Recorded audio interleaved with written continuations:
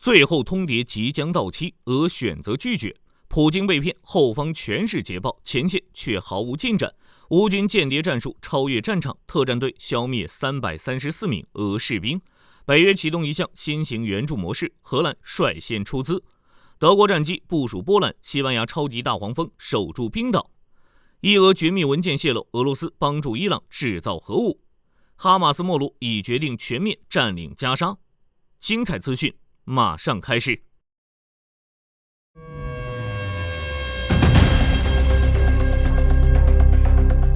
根据路透社的报道，普京不太可能同意特朗普提出的最后通牒。事实也正是如此。之前普京与卢卡申科会面时表示，向乌克兰发动战争，目的是收复自己的土地，将入侵说成收复，不愧是莫斯科公国出来的，侵略都刻在骨子里了。想要和谈，只有乌克兰放弃加入北约，乌军从乌东4州撤军，并承认克里米亚归俄罗斯。看来看去，火力军都只觉得俄罗斯一点和谈的诚意都没有，普京为什么那么勇？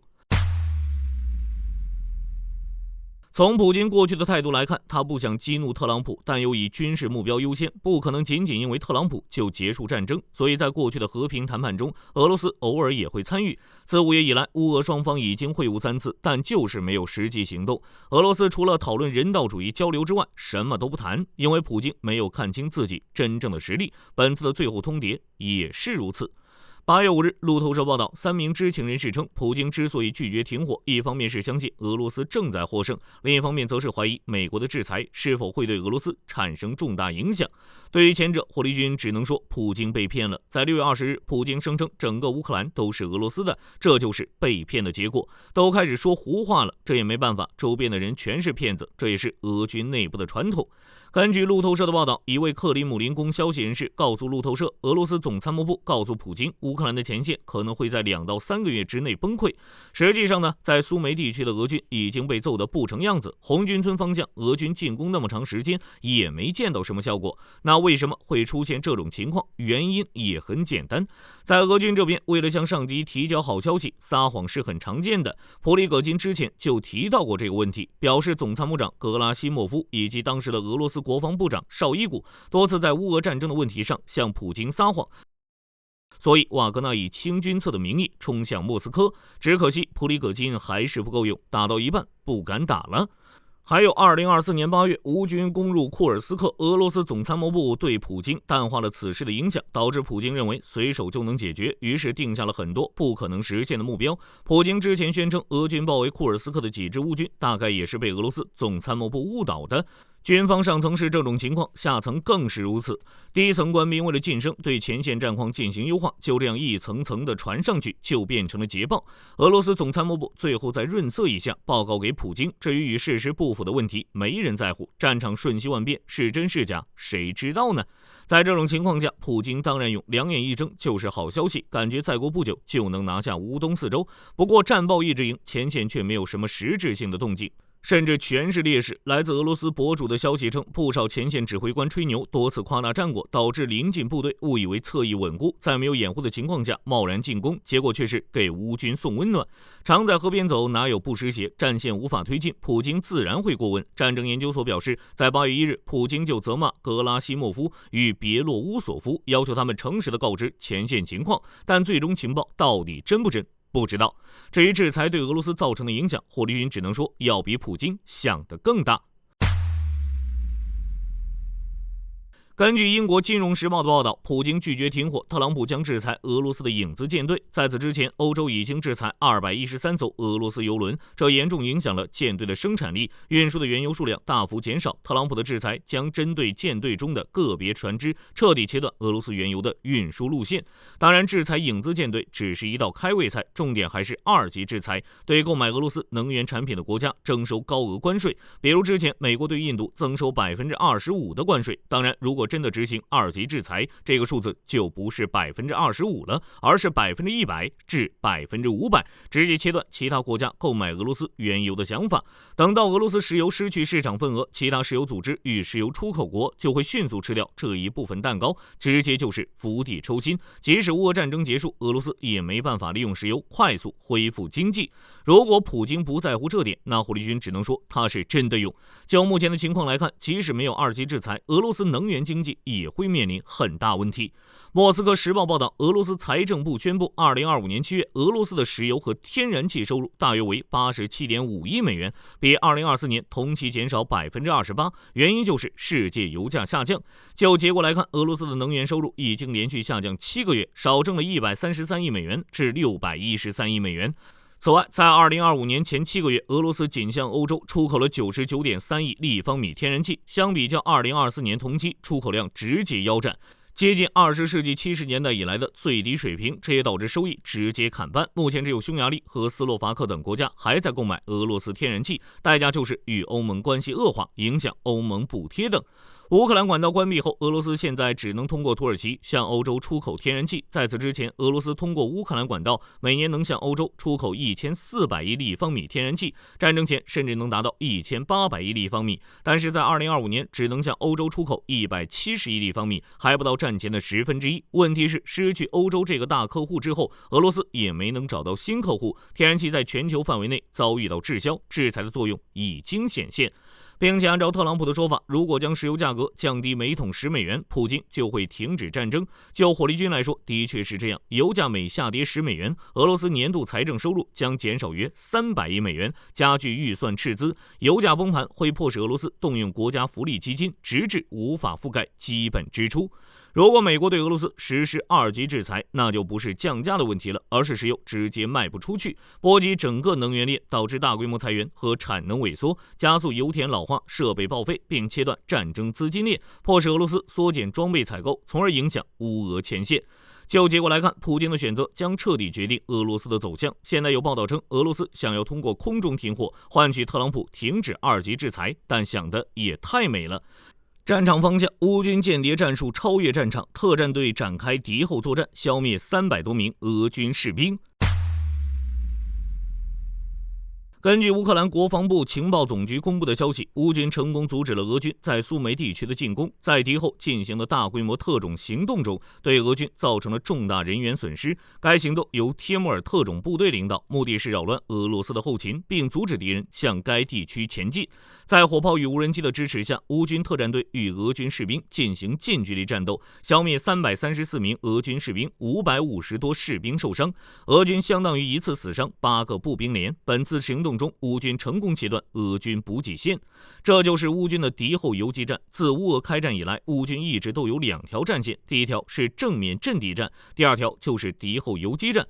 这是乌俄副战场，以游击为主，行动范围覆盖整条战线。在乌克兰境内，这些后方游击的士兵被称为特种作战部队，主要受乌克兰情报局指挥，并且乌克兰很早就建立了一个游击战中心，特种兵担任军事教官，传授突袭、破袭、爆炸和渗透行动等技术，还有一个线上的游击战训练系统，除了各种袭击技术外，还会教他们被捕之后的应对话术。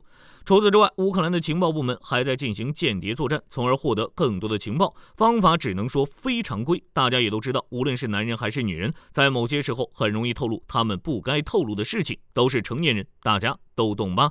这种非常规的方式使得乌克兰更容易获得机密情报，比如俄罗斯机场的巡逻时间哪里有漏洞等等。一般情况下，这些间谍会潜伏7年，任务结束后就会过渡到平民生活，或者在智库或商业部门担任职务。并且根据欧洲真理报的报道，乌俄战争爆发至今，俄罗斯已经死伤105万名士兵。在2025年，有26万俄罗斯士兵死亡，并且自2025年3月以来，俄罗斯损失数量每月都在减少。7月的日均值为2024年4月以来的最低水平，进攻强度已经大幅缩减。战场之外，北约启动一项新型援助模式，德国战机部署波兰，西班牙超级大黄蜂更是守住冰道。7月14日，特朗普告诉北约秘书长吕特，他计划向乌克兰提供价值数十亿美元的武器，北约出钱，美国出武器。爱国者防空系统也在交易名单上。7月21日，在拉姆施泰因会议上，乌克兰国防部长史米哈尔、总司令希尔斯基表示，乌克兰最缺的是防空系统及其弹药。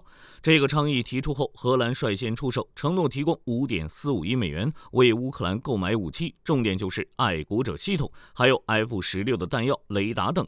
在此之前，荷兰已承诺投入7亿欧元用于无人机生产，其中一部分投资会分配给乌克兰国防工业。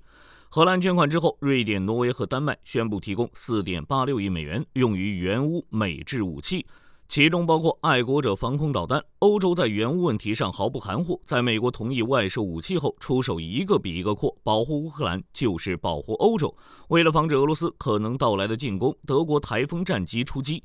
8月4日，图片报道，在俄白联合军事演习后，德国就计划出动台风战机。目前，第31战术航空中队的5架台风已经抵达波兰的空军基地，这属于快速反应部队，能够在短时间内拦截潜在的侵犯领空行为，与德国第71战术航空联队的台风一起行动。自2025年4月以来，该战机一直在波兰北部和波罗的海巡逻。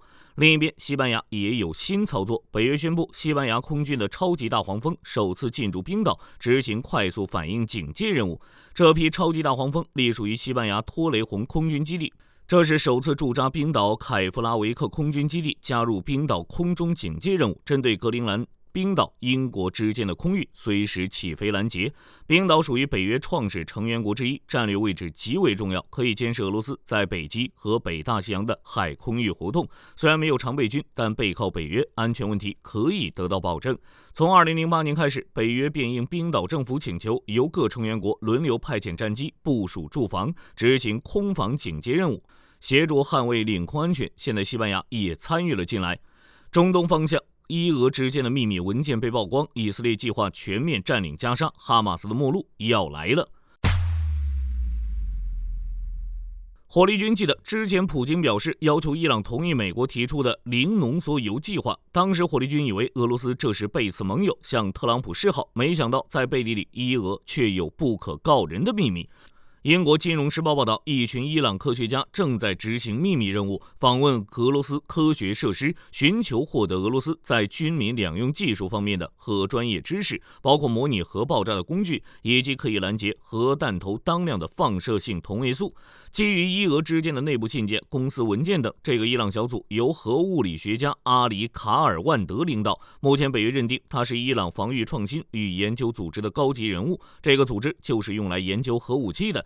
在抵达俄罗斯之后，至少访问了2个俄罗斯机构，二者都有助于核武器测试，比如 X 射线系统中使用的电子加速器和速条管。此类访问需要俄罗斯情报部门的批准，不是随随便便就能去的。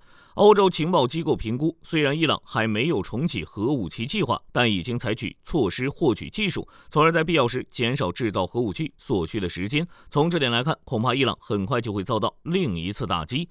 加沙方向，哈马斯迎来末日。8月5日，以色列媒体报道，内塔尼亚胡决定全面征服和占领加沙。只能说，哈马斯这是乐极生悲。之前一段时间，在哈马斯的舆论攻势下，以色列差点被千夫所指。真相暴露后，一切都反了过来。路透社援引联合国项目事务厅官员的话表示，自5月中旬以来，加沙边境90%的援助卡车都未能抵达目的地，半路被抢劫了。联合国项目事务厅是谁干的？但罪魁祸首是谁？一目了然。以色列一直指责哈马斯抢劫援助卡车，哈马斯自己也发布过类似的视频，炫耀自己有吃有喝，很是滋润。加上国际舆论站自己这边，哈马斯就飘了，拒绝和谈。更惨的是，真相也被《纽约时报》报道了出来，各国通通改口。以色列也决定对加沙发起最后的攻势，并完成全面控制。目前以军还没有完全控制加沙，还有25%的土地不受以军控制。以色列原本想着通过和谈结束冲突，从而保证被关押人员的安全，只是哈马斯的操作太过离谱，被俘后这些被关押人员的安全同样得不到保障。那么在这种情况下，哈马斯的结局只有一个，那就是灭亡。8月4日，以色列消息人士证实，木已成舟，我们正朝着全面占领加沙的方向迈进。如果总参谋长对此有异议，他可以辞职。8月5日，以色列总理办公室发表声明称，内塔尼亚胡召开了安全会议，讨论加沙局势。会议持续3个小时，强烈倾向于全面占领加沙地带。与此同时，哈马斯还是没有认清自己的处境，依旧认为自己可以击败以色列。就目前来看，以哈局势已经相当明显了，谈判无法在短期内实现停火或结束冲突，不谈判又没有特别好可以在军事上获胜的办法，以色列只能选择一个对自己伤害更轻的方案，那就是一劳永逸，彻底消灭哈马斯。在印太地区，美军要将关岛扩建成导弹岛，金琼系统也有新消息。按照美军的规划，要斥资80亿美元，在关岛建立36个导弹发射架阵地、23座通讯塔和14个雷达系统，形成持久且360度的防御体系。美军士兵将从2026年分批进驻关岛，想法很好，但实施却面临一定的问题。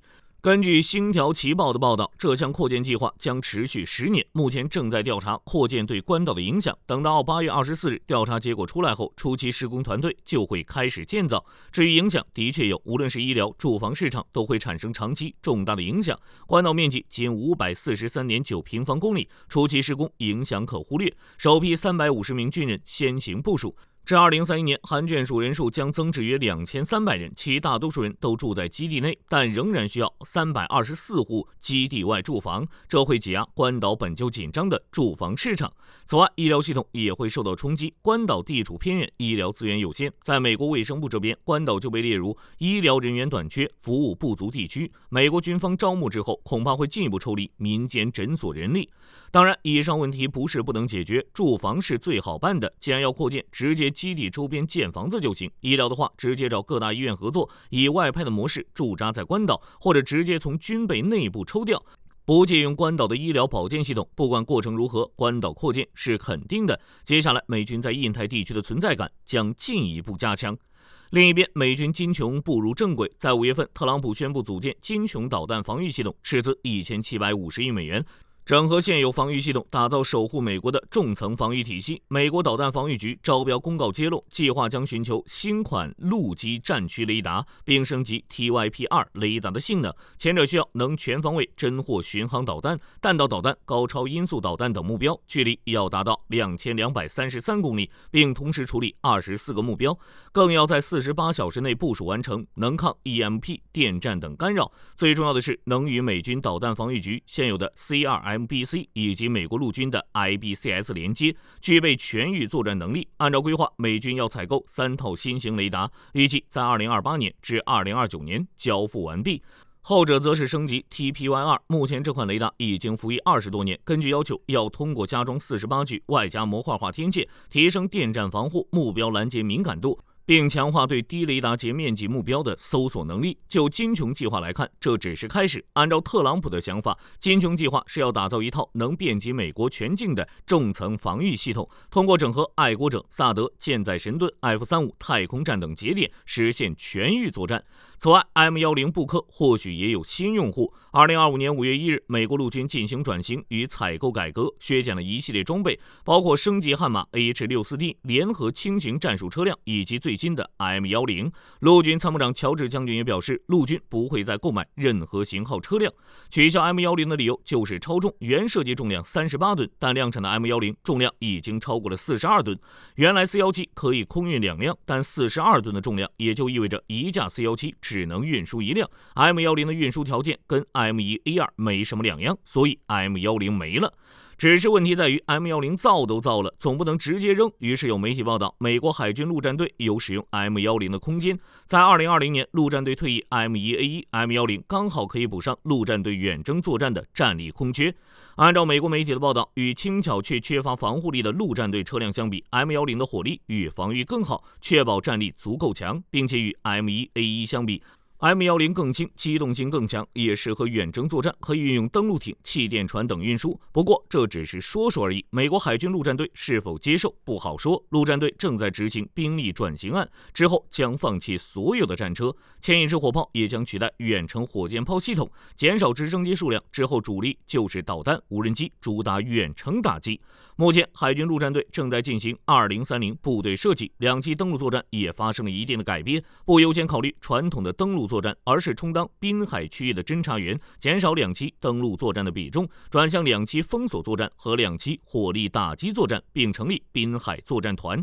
这种部队规模小，更具机动性，主要任务不是执行传统的2栖攻击，而是在偏远岛屿实施快速部署、收集情报，以及使用反舰导弹击沉舰艇，从而牵制敌方，并为美国海空军主力提供火力引导。在这种情况下，美国海军陆战队是否选择接受 M10火力军也说不准。好了，这期视频到这儿就结束了。各位觉得普京会怎么选？可以在视频下方留言，大家一起讨论。喜欢的话，不要忘记点点关注。我是火力军，下期见。